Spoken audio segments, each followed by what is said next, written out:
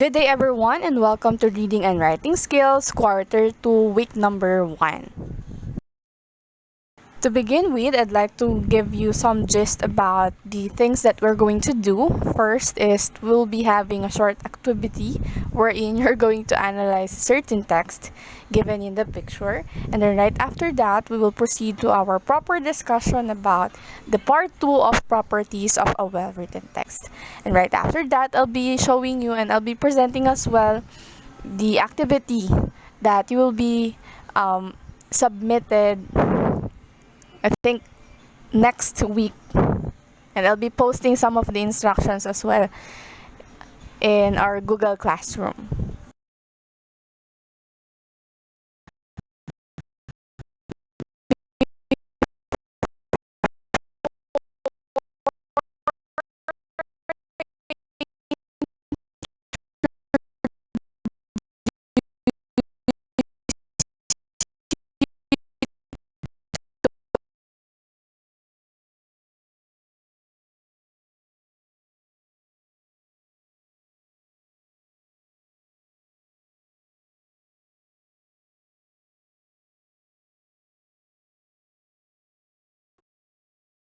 Here are the given pictures. As you can see, class, we have two different pictures with sentences on them.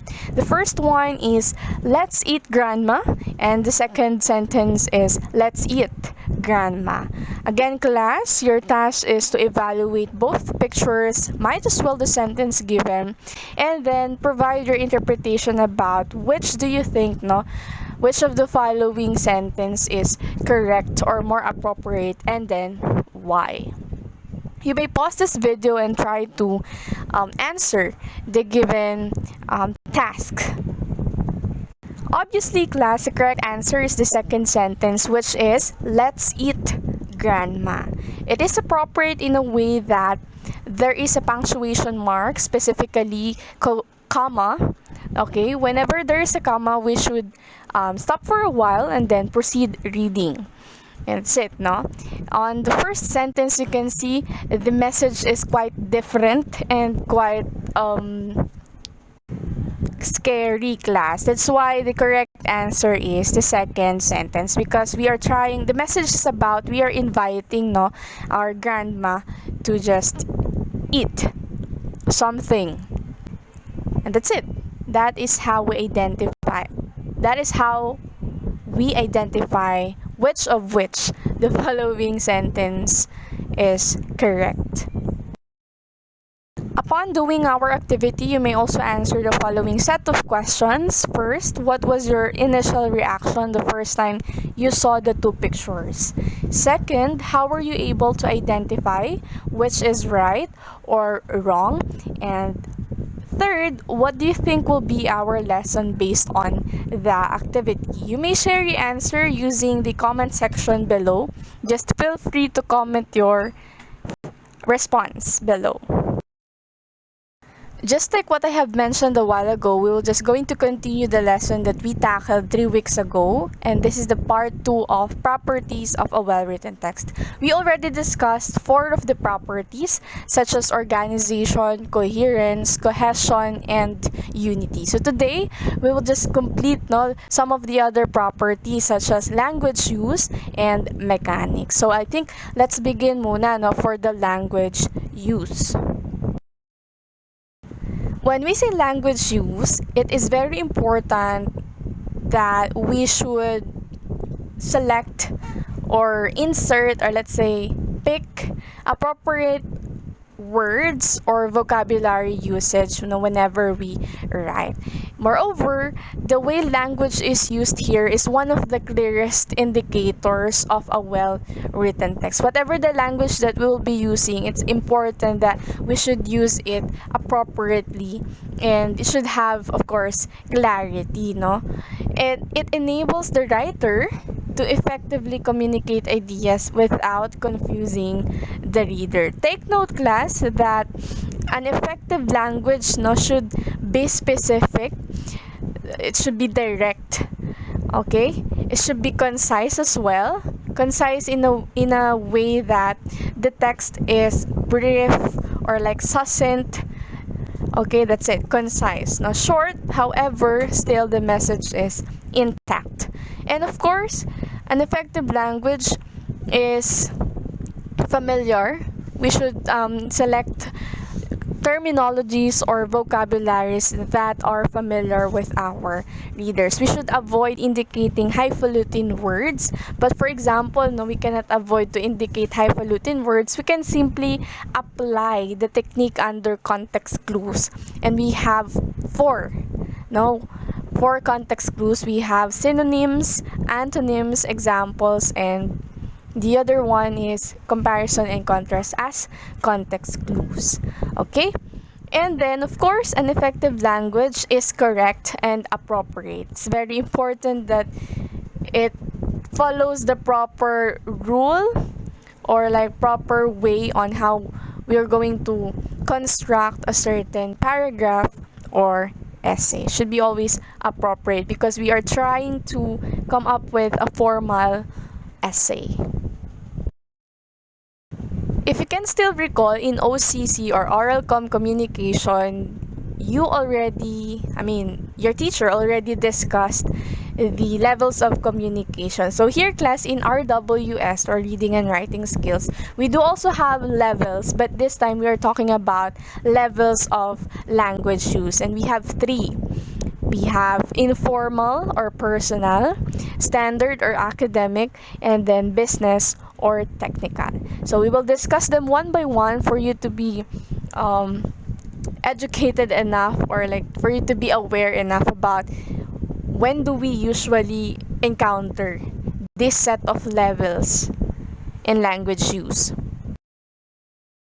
Let's begin with informal or personal. These are the words that are slang, that has local expressions, and we usually apply, or let's say we usually encounter this one whenever we are like constructing a text message, whenever we are messaging someone via Messenger, IG, or even Twitter, DMing them. So that's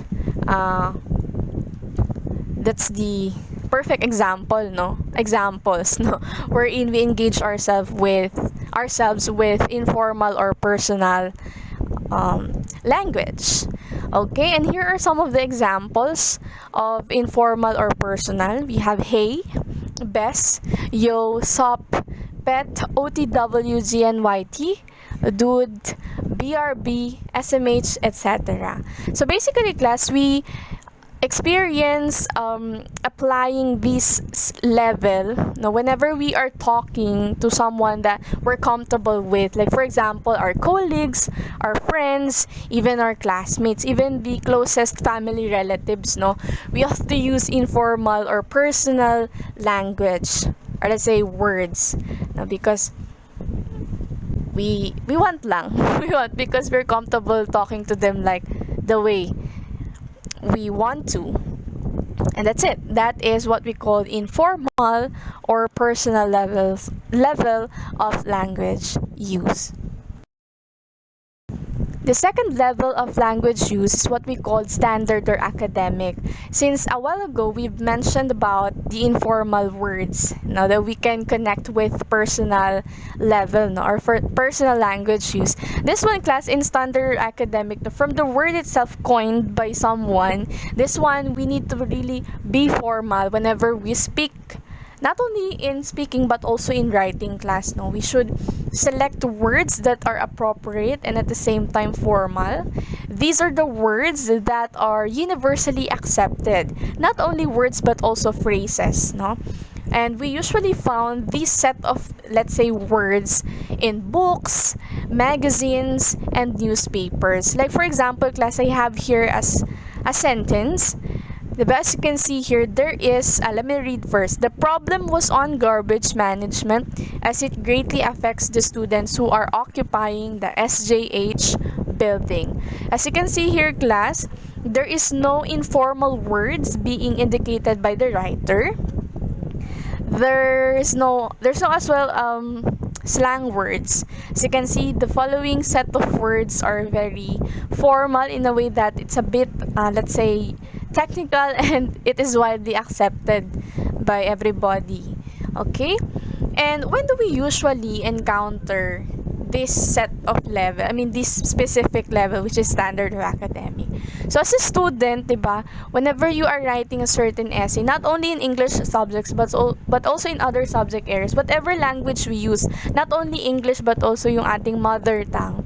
Of course, if our purpose there is to deliver formal essay, deliver message that will help someone, no, to inform, to persuade, or something. Of course, we need to use this specific level of language use. No, we should produce appropriate words because we're talking about standard or academic. Okay, so that is standard or academic. And the last level of language use is what we call business or technical. This one is a bit advanced from standard or academic level of language use because we are talking about here the outside world. We are now ready, no, to apply the things that we've learned from the specific field of specialization that we had when, for example, when we were in college or in senior high school. So we're now ready, no, to apply this specific set of skills that we've learned or we learned, right? So here, class, in business or technical, it has something to do with the scientific terms, no, jargons, and special expressions being used by a certain person on a specific field of specialization that she or he has. Okay, like for example, I have here a psychiatrist's report. As you can see, the sentence is, dissociative rage order is not indicated by the ER assessment. So here, class, there's specific scientific terms being used by the psychiatrist to really give the message or like elaborate the thing that she or he wanted to say. And that is the scientific term dissociative rage order. These specific scientific terms, no, cannot be used by the other professions or let's say the architect. That they cannot use this term because it's a bit far, and of course it is not related with their specific field of specialization. And that is what we call jargons, class. No, these are set of words being used by someone, and it depends on where he or she belongs about the field of specialization. Okay, so this is business or technical, and I do believe, whatever profession we have, whatever profession we possess, I believe that we have unique scientific terms being used for that one. Okay, so once again, this is what we call the levels of language use. We have informal or personal, standard or academic, and then last, we have business, technical.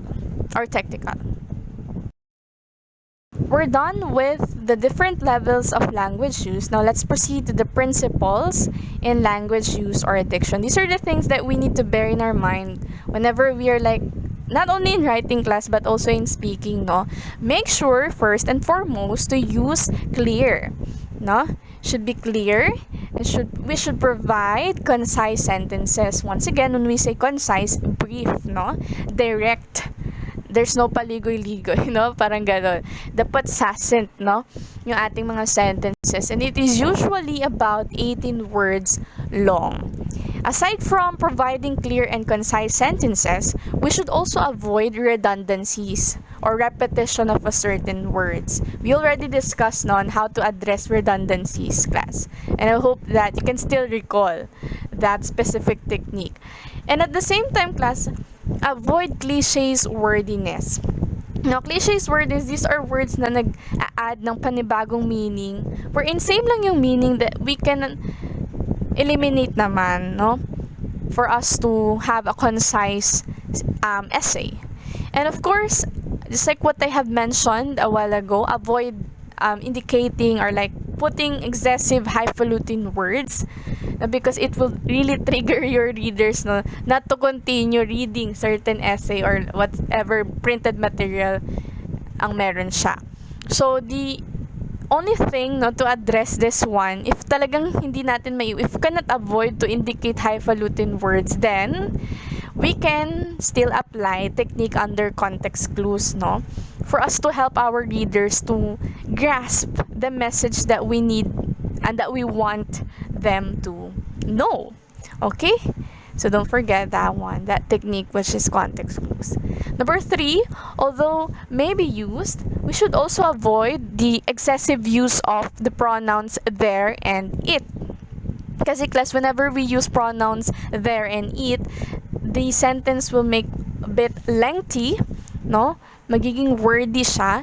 And tandaan, we are trying to come up with a concise text. Okay? So we should eliminate these pronouns, which are there and it.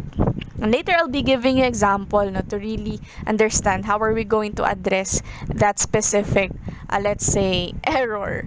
Okay? Number 4, use precise vocabulary, yung appropriate vocabulary, no?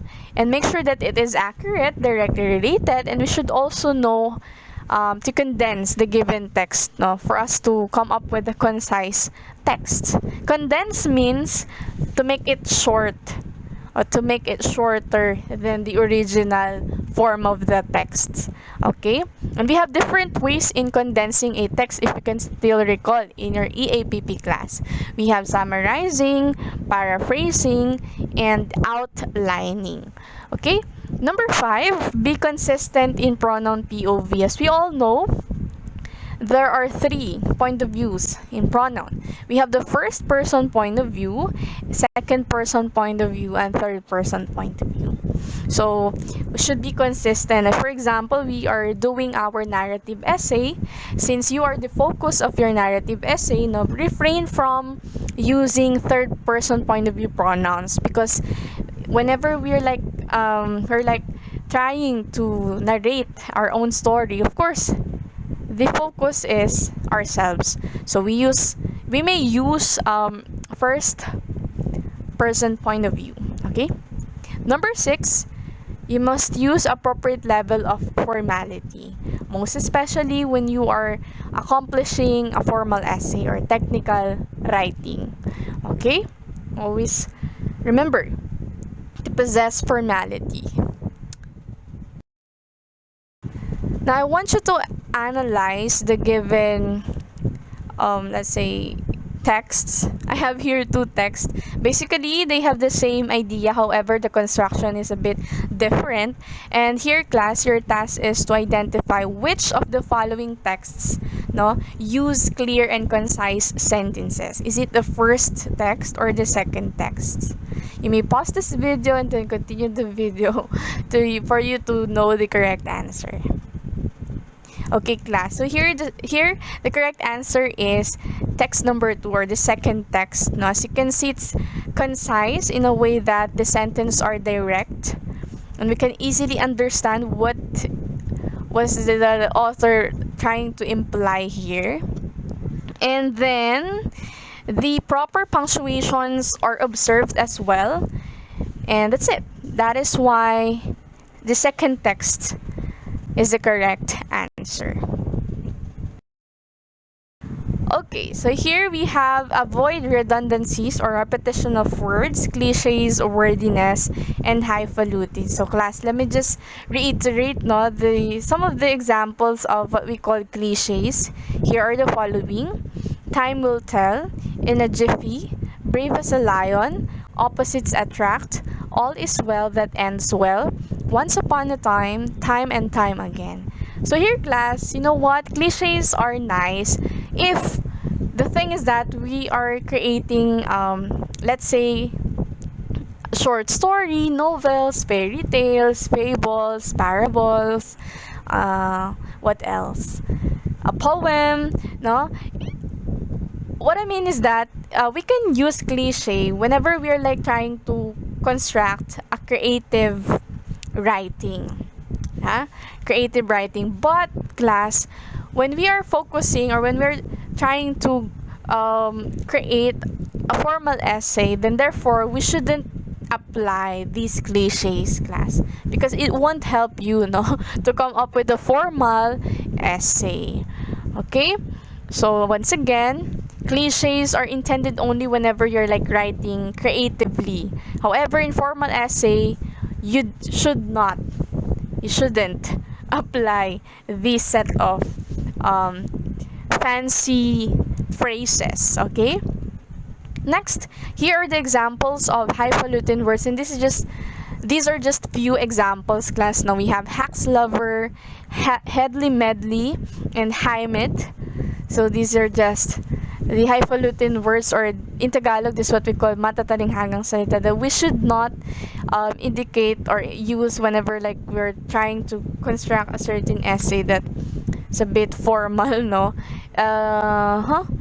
Again, we may use this one like when we're trying to create creative writing, or when we are writing creatively, no. However, in formal essay, we should not apply this fancy words or vocabularies. But if talaga we cannot avoid, no, we cannot avoid, then therefore we should provide context clues for that one to help our readers understand what you are trying to imply. Next, avoid excessive use of pronouns there and it. Let me just give you an example, class, ha? And I want you to, of course, realize and identify the significance, why we should avoid the excessive use of these pronouns. Now, for example, class, here, there's a book on the table. Now, we can revise this sentence by simply eliminating or deleting the pronoun there. We may simply condense or make it short. However, still, the message ay intact pa din dito, no? We can say that a book is on the table, and that's it. Diba? It's more concise, it's more direct. Simple, but still, the message is intact. Okay? Now, what about the second sentence? There's a coffee shop next to the station. So we can simply revise this sentence into a coffee shop next to the station. Okay? And the last sentence would be, instead of saying, it seems as though we might need some more money, we can simply say that, no, more concise and direct. We can simply say that we might need some more money, and that's it. Diba? It's more concise, more direct, more simple, and easy to grasp. No? Easy to grasp the given message, and that's it. That is why we should avoid the use of the excessive use of there and it, because it makes our sentence a bit lengthy. Okay? And it hinders the sentence to make it more concise. That is why.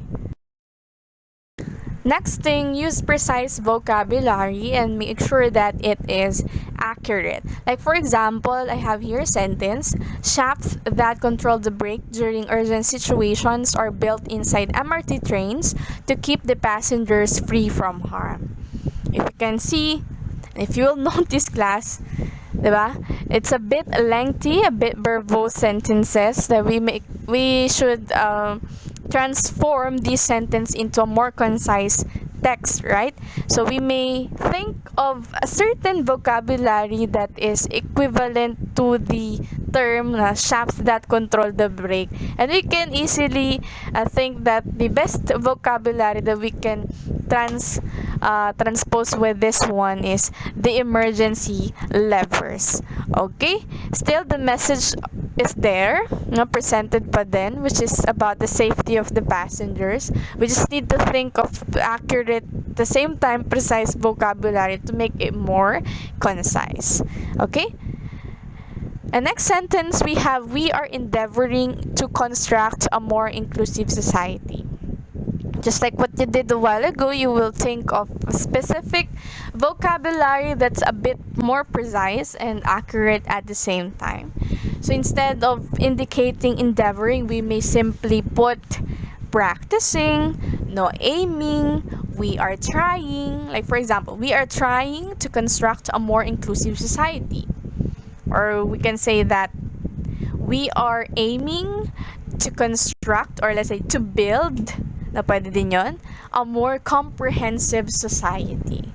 Okay? So here class, we just need to think of a precise vocabulary that we think na talagang magka-complement, and at the same time still the message is intact and accurate as well. Next thing, be consistent on pronoun POV or point of view. Once again, we have three kinds of point of view, pronouns point of view. We have the first person point of view, second person point of view, and the third person point of view. And let's just see the given example here, class. We have, we should simply accept the fate is simply an illusion, and you must not leave our decisions something that does not exist. So this one, class, no, we will easily notice, class, that the given pronoun here is the pronoun we, and then the second pronoun indicated here in the first sentence is you. Once again, we should be consistent, no? If we use certain pronoun at the first part of our sentence, then we should go on with the latter part, no? And we may simply replace you into we. Okay, that's why dun sa correct form nito, naging we should simply accept the fate is simply an illusion. We must not leave our decisions something that does not exist. Okay, so that is how we create a consistent pronoun point of view. What about the second sentence, class? We have here, they might start out by joking, but calling someone a name with the intent of hurting you is not okay. Be sure your child understands calling someone a name, even if he feels the person deserves it, is not okay and is a form of bullying. So here, class, so the first thing that we need to think, to check pala, is to identify, no, what's the first pronoun being used, kasi that will serve as our basis. Okay, so here, class, we have the pronoun they. This one is third person point of view. And of course, we should check if the following pronouns being used here, syempre ay third person point of view. And class, hindi ibig sabihin na lahat-lahat, class, ha, as in papalitan natin. As much as possible, if it is appropriate and if it is appropriate, and at the same time nag-agree siya dun sa grammar, then therefore correct yon. Okay, so let me just say the correct answer here, class. We can say that they might start out by joking but calling someone a name with the intent of hurting them instead of you, kasi si you ay second person point of view. Hurting them is not okay. Be sure your child understands, be sure their child understands instead of your. Tandaan, si your ay second person point of view. Be sure their child understands calling someone a name, even if he feel the person deserves it, is not okay and is a form of bullying. Okay? That is how we indicate consistent pronoun POV. And last thing about the language used is the appropriate level of formality. Okay. So like for example, yes, biscuits are like thing of the past, but they're still cool today. Here, it seems like you are talking to someone that is a bit younger than you, or like, let's say, your friend or colleagues. No, that's why you select or like indicate simple or let's say personal or informal words, no? And since we're talking about level of formality, you should replace, no, those informal words into a formal ones. Like for example, we may simply revise the given sentence into disket may be disket may be outdated, but they are still fascinating. So we may simply change the word cool to fascinating, or let's say captivating. That's it. We should think of specific term that would trigger formality. Okay, next sentence. I would like to thank you, my boss, Principal Parker, the staff, the people behind this award, and the young fellows of BHS for selecting me for this honor. This one, class, no, it's a bit lengthy. We can say that we can still make it more short, or let's say shorter than the original one. And then there's a lot of cliches here na we should eliminate kasi it's a bit redundant na nga. Okay, we may simply say that I would like to thank Principal Parker, the staff, and the young fellows of BHS for selecting me for this honor. And that's it. You don't need to indicate my boss kasi we already know that your boss there is Principal Parker. You don't need to indicate people behind the award because we all know that those were the staff that you're talking about. And that's it. We just need to eliminate some of the words that we think na talagang redundant siya. Ni-repeat niya lang. It's very obvious naman. You don't need to indicate that one kasi it will make your text, or let's say paragraph, a bit lengthy, which is hindi dapat kasi we're aiming for a concise form of a text. Okay, so let's proceed with the last property of a well-written text, and this is what we call mechanics. Okay, class. So here in mechanics, we are trying to focus more on the technicalities of the structure, and we may simply determine the errors on subject-verb agreement, the prepositions being used, tenses, the grammar, even the spelling, capitalization, abbreviations, and acronyms, might as well the use of numbers as part of the statement, and the power of punctuation marks. So those are the things that we should check in terms of mechanics. But what about the general principles of mechanics? Always remember the following tips and tricks about mechanics. Number 1, always use standard English. Of course, if, for example, your professor or your teacher asked you to use standard English whenever you're like speaking or whenever you recite something in front of the class, and even in writing a certain, let's say, essay or even a position paper and so on, of course, you need to follow that certain instruction of your professor or teacher.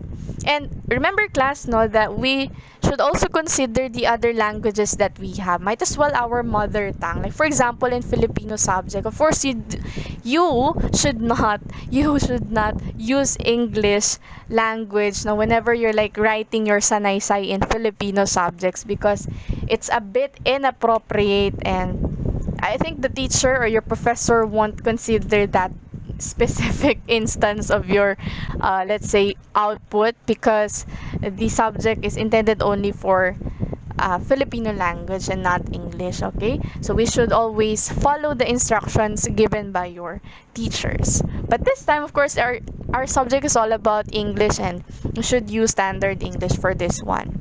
Second thing about mechanics, no, always avoid contraction. Let us always bear in our mind that contraction won't help us to come up with a good formal essay.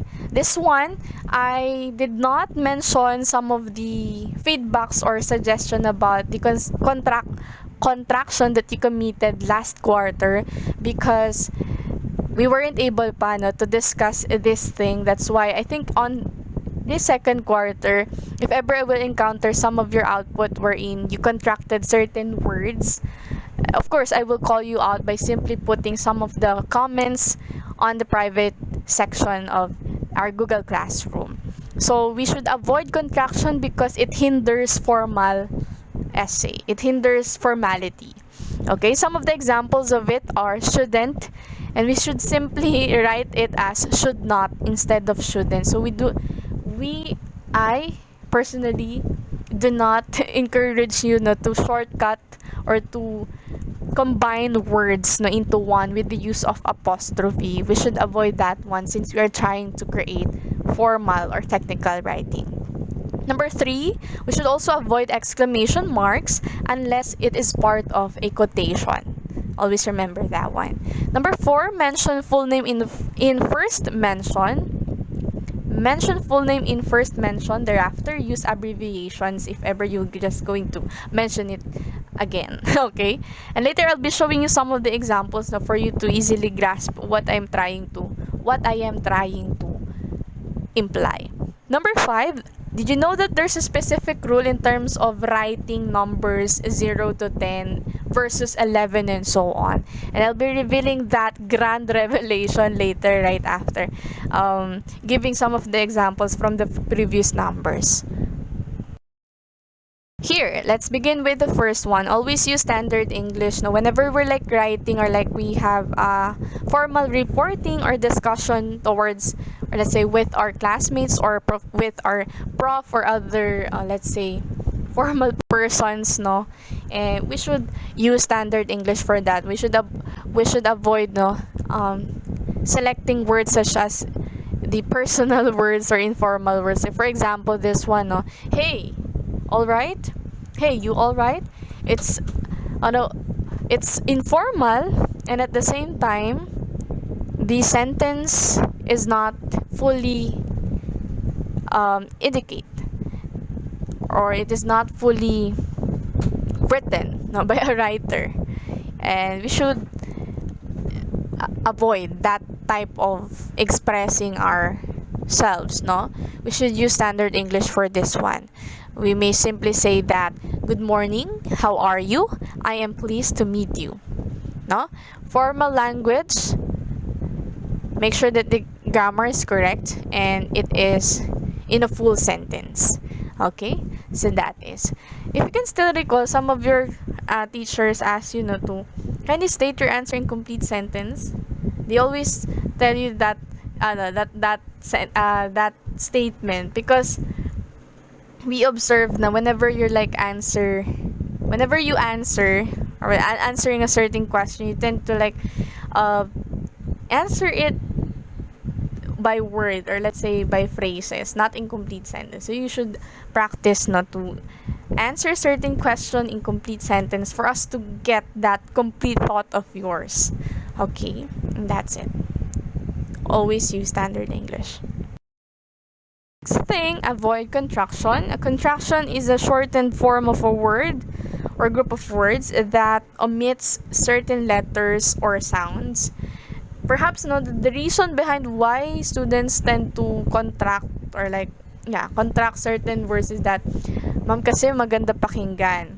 Parang nakakasosyal, but it's not class, no? Most especially if we're trying to be formal, and of course the setup or the setting is formal at the same time. So we should avoid combining these words such as don't. We may simply write it as do not, and we should separate them.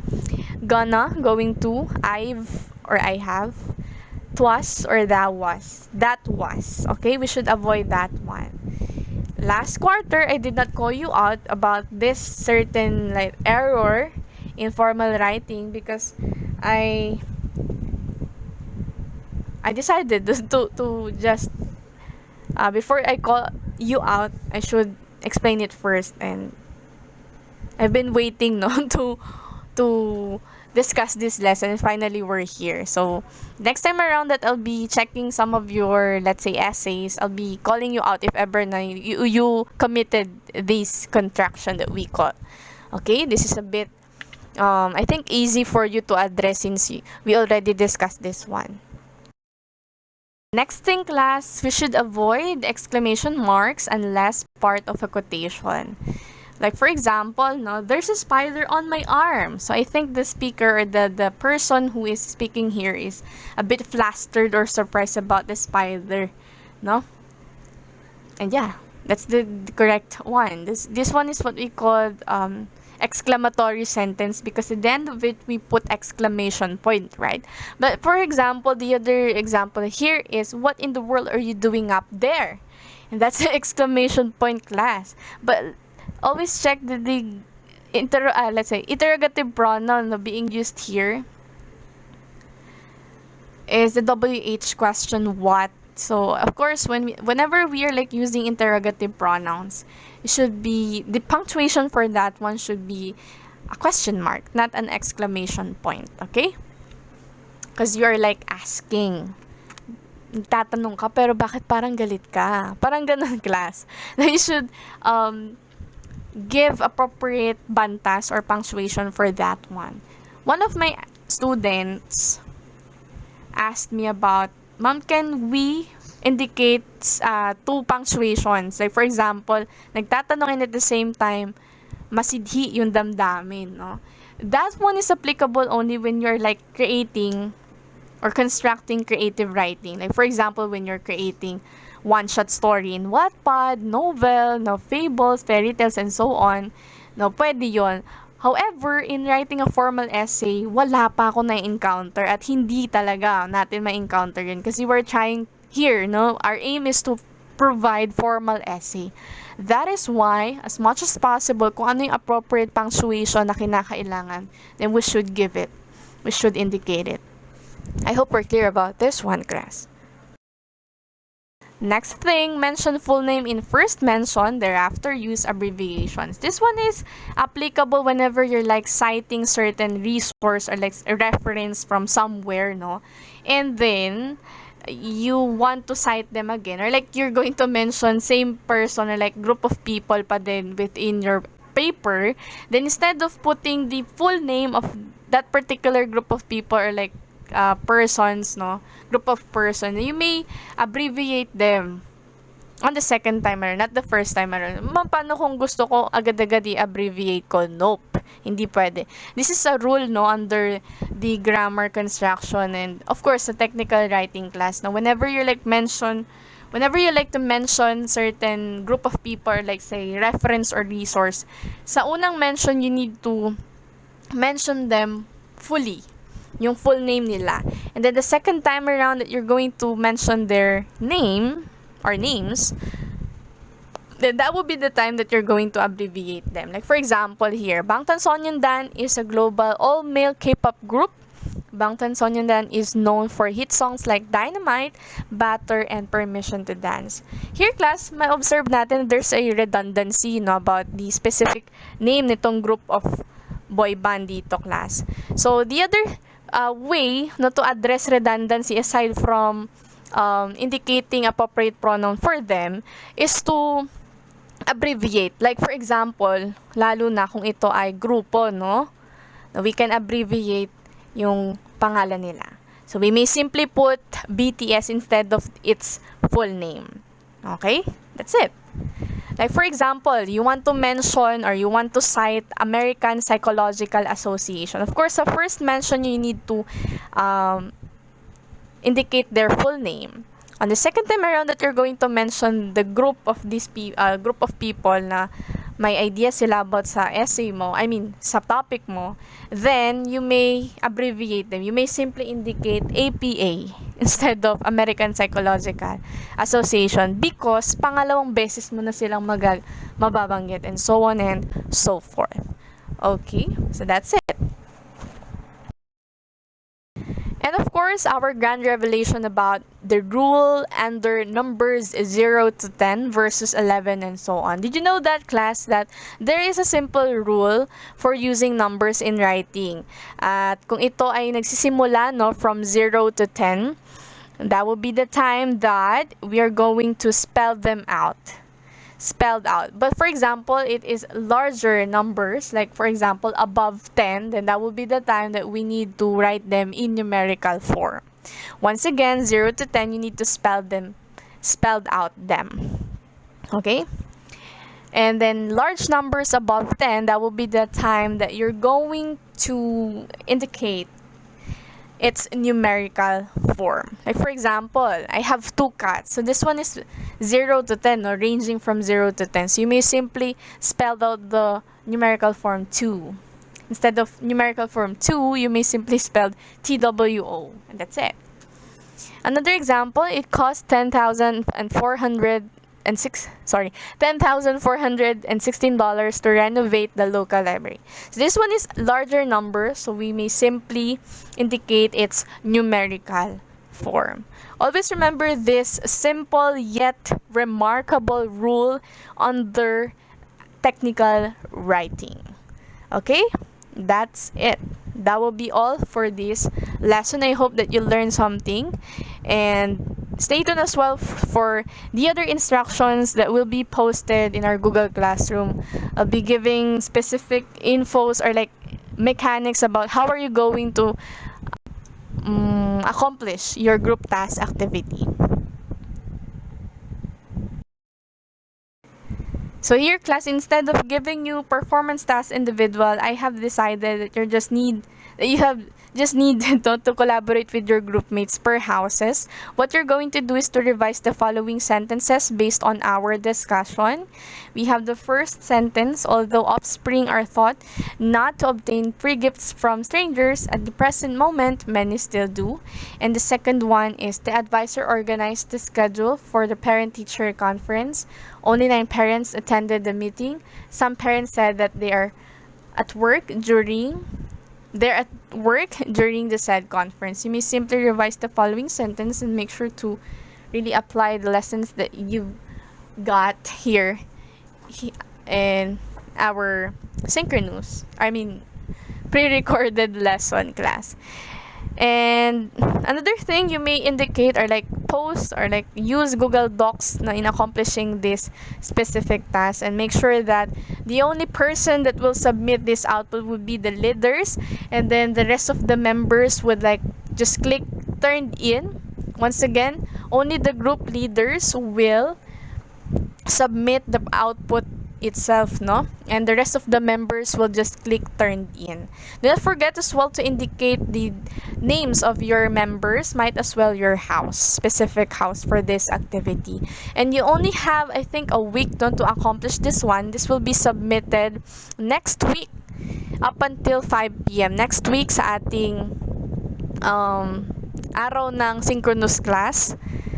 Kung ikaw ay Friday, kung ang schedule mo sa akin ay Friday, so Friday, next week, Friday, that will be December 3, up until 5 p.m. Kung ikaw ay yung klase ko every Monday, then therefore, you have Monday, up until 5 p.m. That will be on November 29. Yeah, kasi Monday yun eh. November 29 up until 5 p.m. Ipopost ko yung pre-recorded video lesson na ito sa mismong araw at oras kung kailan tayo nagsisynchronous class. Okay, and the reason why I recorded this video lessons because we weren't able, and we will not be able to meet. Para doon sa Monday class ko, we weren't able to meet due to the webinar that we had last time, in line with the celebration of LIS month. And on Fridays, sa aking mga Friday classes, we will not be able to meet due to the event that will be happening very soon sa UCC. And you may use this video lesson to learn something from the discussion. And I will ask questions once nag-resume tayo ng ating synchronous class the next week. The next time na mag-meet tayo virtual. And that will be all for this activity. I'll be posting as well some of the details sa Google Classroom na lang class. I hope we're clear about this one. If you have still questions or clarifications, you may drop your message sa ating group chat or even sa ating Google Classroom stream. You may also comment down sa ating post sa ating Google Classroom. Yun lang. Thank you so much for listening and for turning on this video lesson. I hope you learned something today, and see you soon. Stay safe. Bye-bye.